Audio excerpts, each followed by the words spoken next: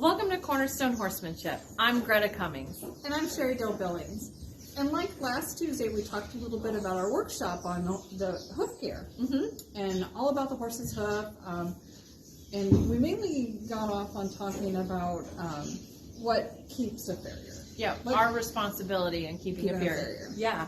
But another thing that really blew me away on the workshop was the importance of the frog. And so often I'll look at clients' horses' feet and see a very trimmed up, pretty looking frog. And I always worried about it because sometimes the farrier will trim up a frog real nice and clean for us, not for the benefit of the horse.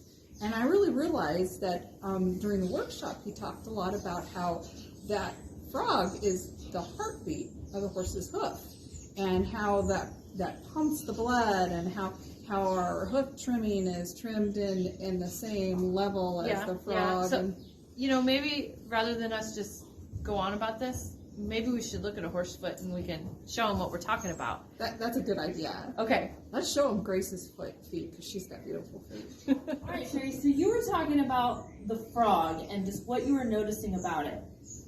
So this is the frog, this little triangle spot, and it's soft and pliable, or it should be. Some horses, they get trimmed too much, start to dry up. And then when they get freshly trimmed, they should be using the frog as the point of how much to trim off the hoof wall. Yeah, the point of their heel, which is right here, right where our fingers are at, that should line up pretty good with the frog. Yes. And so you were talking about the function of that frog. What is the function of that frog? So the function of the frog is as they move and they step on that heel, it actually acts as a pump, and that pumps the blood in their hoof wall and in their hoof and keeps this healthy. Yes, so it circulates that blood throughout the foot. Yes. So as their foot hits the ground, it will actually kind of splay out. That's not the right word, but it'll kind of push out, and then as they pick their foot up, the heel will contract, the foot will contract again until they put it on the ground again, and then that foot will just kind of go like this, and that's what activates the circulation with the frog. So you can see why we are a little concerned about the farriers who tend to want to take out a whole lot of frog. I don't even trim out my frogs at all. I allow them to shed. They will actually naturally shed layers of skin off.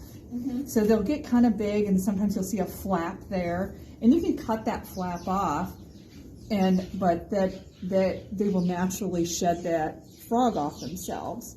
And to me, that's healthier than to cut them down to make them look so pretty. When I've got a farrier, they can just leave it alone. They don't even need to do anything with that frog at all when they come.